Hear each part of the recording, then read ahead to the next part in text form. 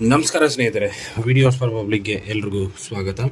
ಸ್ನೇಹಿತರೆ, ಇವತ್ತಿನ ಈ ವಿಡಿಯೋದಲ್ಲಿ ಸರ್ಕಾರದ ಕಡೆಯಿಂದ ಸಿಗ್ತಾ ಇರುವಂಥ ಒಂದು ಮನೆಗಳ ಬಗ್ಗೆ ನಾವು ನೋಡ್ತಾ ಇದ್ದೀವಿ. ಅಂತಂದರೆ ರಾಜೀವ್ ಗಾಂಧಿ ವಸತಿ ಯೋಜನೆ ಅಡಿಯಲ್ಲಿ ನಮ್ಮ ಸರ್ಕಾರ ಬೆಂಗಳೂರಿನಲ್ಲಿರುವಂಥ ಅಷ್ಟು ಜನಗಳಿಗೆ ಅಂತಂದರೆ ಇವಾಗ ಮನೆ ಇಲ್ದಿರೋರಿಗೆ ಅರ್ಹತೆ ಇರುವಂತಹ ಒಬ್ಬ ಫಲಾನುಭವಿಗಳಿಗೆ ಏನಂತಂದರೆ ಮನೆಗಳನ್ನು ನೀಡ್ತಾ ಇದ್ದಾರೆ. ಸೊ ಆ ಮನೆಗಳಿಗೆ ನೀವು ಆನ್ಲೈನಲ್ಲಿ ಅರ್ಜಿಯನ್ನು ಸಲ್ಲಿಸ್ಬೋದು. ಸೊ ಆ ಅರ್ಜಿಯನ್ನು ಸಲ್ಲಿಸಬೇಕಂತಂದರೆ ಏನೇನೆಲ್ಲ ಡಾಕ್ಯುಮೆಂಟ್ಸ್ ಬೇಕು ಮತ್ತು ಎಲ್ಲಿ ಅರ್ಜಿ ಸಲ್ಲಿಸಬೇಕು ಮತ್ತು ಯಾರ್ಯಾರೆಲ್ಲ ಅರ್ಜಿ ಸಲ್ಲಿಸ್ಬೋದು ಅನ್ನೋದನ್ನು ಕಂಪ್ಲೀಟ್ ಡೀಟೇಲಾಗಿ ನಾನು ನಿಮಗೆ ಇವತ್ತಿನ ಈ ವಿಡಿಯೋದಲ್ಲಿ ತಿಳಿಸ್ಕೊಡ್ತಾ ಇದ್ದೀನಿ. ವಿಡಿಯೋನ ಕೊನೆವರೆಗೂ ನೋಡಿ. ಇಷ್ಟ ಆದರೆ ಒಂದು ಲೈಕ್ ಮಾಡಿ. ಅದೇ ರೀತಿ ಚಾನಲ್ಗೆ ಹೊಸದಾಗಿರೋ ದಯವಿಟ್ಟು ಸಬ್ಸ್ಕ್ರೈಬ್ ಮಾಡೋದನ್ನು ಮರಿಬೇಡಿ.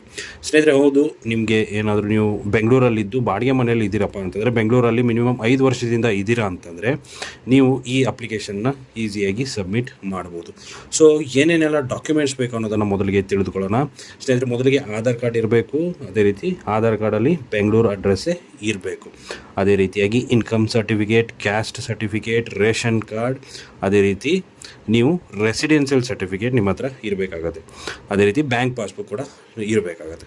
ಸೊ ಅಷ್ಟು ಡಾಕ್ಯುಮೆಂಟ್ಸ್ಗಳು ನಿಮ್ಮ ಹತ್ರ ಇರಬೇಕಂತಂದರೆ ರೇಷನ್ ಕಾರ್ಡ್ ಅಡ್ರೆಸ್ ಎಲ್ಲ ಬೆಂಗಳೂರದೇ ಇರಬೇಕು. ನೀವು 5 ವರ್ಷದಿಂದ ಬೆಂಗಳೂರಲ್ಲೇ ವಾಸವಾಗಿರುವಂಥ ಸರ್ಟಿಫಿಕೇಟ್ ನಿಮಗೆ ಬೇಕಾಗುತ್ತೆ. ಸೊ ಇಷ್ಟು ಡಾಕ್ಯುಮೆಂಟ್ಸ್ಗಳು ನಿಮ್ಮ ಹತ್ರ ಇತ್ತಂದರೆ ನೀವು ಈಸಿಯಾಗಿ ಈ ಒಂದು ಅಪ್ಲಿಕೇಶನ್ಗೆ ಅರ್ಜಿಯನ್ನು ಸಲ್ಲಿಸ್ಬೋದು. ಹಾಗಂತಂದರೆ ಅರ್ಜಿಯನ್ನು ಸಲ್ಲಿಸೋದಕ್ಕೆ ಎಲ್ಲಿ ನಾವು ಹೋಗಬೇಕು? ಸೊ ನೀವು ಎಲ್ಲಿ ಹೋಗೋ ಅವಶ್ಯಕತೆ ಇಲ್ಲ, ನಿಮ್ಮ ಮೊಬೈಲಲ್ಲೇ ನೀವು ಅರ್ಜಿಯನ್ನು ಸಲ್ಲಿಸ್ಬೋದು.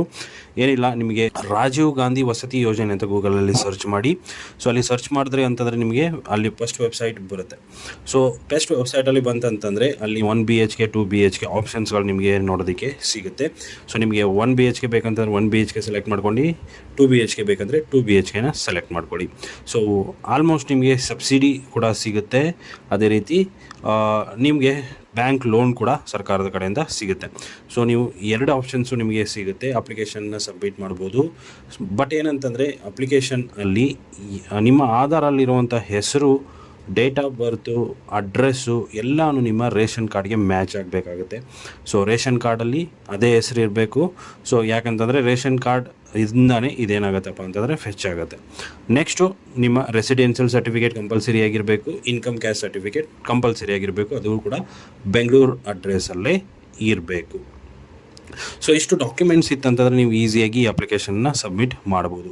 ಸೊ ಆಶ್ರಯ ಯೋಜನೆ ಅಂತಲೂ ಕೂಡ ನೀವು ಗೂಗಲಲ್ಲಿ ಸರ್ಚ್ ಮಾಡ್ಬೋದು. ಅಲ್ಲಿ ಹೋಗಿ 1 BHK ಅಥವಾ 2 BHK ಸೆಲೆಕ್ಟ್ ಮಾಡ್ಕೊಳ್ಳಿ. ಅಲ್ಲಿ ಕೇಳುವಂಥ ಅಷ್ಟು ಇನ್ಫಾರ್ಮೇಷನ್ ಫಿಲ್ ಮಾಡಿ ಅರ್ಜಿಯನ್ನು ಸಬ್ಮಿಟ್ ಮಾಡಿ. ಸೊ ಸಬ್ಮಿಟ್ ಮಾಡಿ ಆದ ಮೇಲೆ ಅಕ್ನಾಲೇಜ್ಮೆಂಟ್ ಬರುತ್ತೆ. ಸೊ ಅದನ್ನು ತೊಗೊಳ್ಳಿ. ಅದಾದ ಮೇಲೆ ನಿಮಗೆ ಒಂದು ಮೊಬೈಲ್ಗೆ ಮೆಸೇಜ್ ಬರುತ್ತೆ. ಸೊ ಯಾವಾಗ ಬರುತ್ತೆ ಅಂತ ಹೇಳೋಕ್ಕಾಗಲ್ಲ. ಅಪ್ಲಿಕೇಶನ್ ಪ್ರೊಸೆಸ್ ಆದ ಮೇಲೆ ನಿಮಗೆ ಒಂದು ಏನಂತಂದರೆ ಮೆಸೇಜ್ ಬರುತ್ತೆ. ಸೊ ಆ ಮೆಸೇಜಲ್ಲಿ ನಿಮಗಿರುತ್ತೆ ನೀವು ಹಾಕಿರುವಂಥ ಅಪ್ಲಿಕೇಶನ್ 100% ಆಗಿ ಅಪ್ರೂವ್ಡ್ ಆಗಿದೆ. ಅದೇ ರೀತಿ ನಿಮಗೆ ಒಂದು ಅಕೌಂಟನ್ನು ಓಪನ್ ಮಾಡಿರ್ತಾರೆ ಅವರೇ, ಗೌರ್ಮೆಂಟ್ ಕಡೆಯಿಂದ ನಿಮ್ಮ ಒಂದು ಹೆಸರಲ್ಲಿ ಅಕೌಂಟನ್ನು ಓಪನ್ ಮಾಡಿರ್ತಾರೆ ಒಂದು ಬ್ಯಾಂಕಲ್ಲಿ. ಸೊ ಆ ಅಕೌಂಟ್ಗೆ ನೀವು ಅಮೌಂಟನ್ನು ಕಟ್ತಾ ಹೋಗಬೇಕಾಗತ್ತೆ. ಸೊ ಸ್ಟಾರ್ಟಿಂಗಲ್ಲಿ 50,000 ಕಟ್ಟಬೇಕು. ಅದಾದ ಮೇಲೆ ಮತ್ತೆ 50,000 ಕಟ್ಟಬೇಕು. ಅಂದರೆ 1 ಲಕ್ಷ ನೀವು ಸ್ಟಾರ್ಟಿಂಗಲ್ಲಿ ಕಟ್ಟಬೇಕು. ಅದಾದ ಮೇಲೆ ನೆಕ್ಸ್ಟು ನೀವು ನಿಮ್ಮ ಮನೆಯನ್ನು ಸೆಲೆಕ್ಟ್ ಮಾಡ್ಕೋಬೇಕಾಗತ್ತೆ. ಸೊ ಸೆಲೆಕ್ಟ್ ಮಾಡ್ಕೊಂಡಾದ ಮೇಲೆ ನೀವು ರಿಜಿಸ್ಟ್ರೇಷನ್ ಪ್ರೊಸೆಸನ್ನು ಕಂಪ್ಲೀಟ್ ಮಾಡ್ಕೋಬೋದು. ಸೊ ಅಂದರೆ ಸರ್ಕಾರದ ಕಡೆಯಿಂದನೇ ಎಲ್ಲ ಆಗುತ್ತೆ. ಸೊ ಇದೊಂದು ಇನ್ಫಾರ್ಮೇಷನ್ ಸ್ನೇಹಿತರೆ. ಇದು ಇನ್ನು ಯಾರ್ಯಾರೆಲ್ಲ ಅಪ್ಲಿಕೇಶನ್ ಸಬ್ಮಿಟ್ ಮಾಡಬೇಕು ಅಂದ್ಕೊಂಡಿದ್ದೀರಾ ಹೋಗ್ಬಿಟ್ಟು ಸಬ್ಮಿಟ್ ಮಾಡ್ಬೋದು. ಸೊ ಎಷ್ಟು ಇವತ್ತಿನ ವಿಡಿಯೋ ಇಷ್ಟ ಆಗಿದೆ ಅಂದ್ಕೊಂಡಿದ್ದೀನಿ. ಇಷ್ಟ ಲೈಕ್ ಮಾಡಿ, ಶೇರ್ ಮಾಡಿ, ಸಬ್ಸ್ಕ್ರೈಬ್ ಮಾಡೋದನ್ನು ಮರಿಬೇಡಿ. Thank you so much.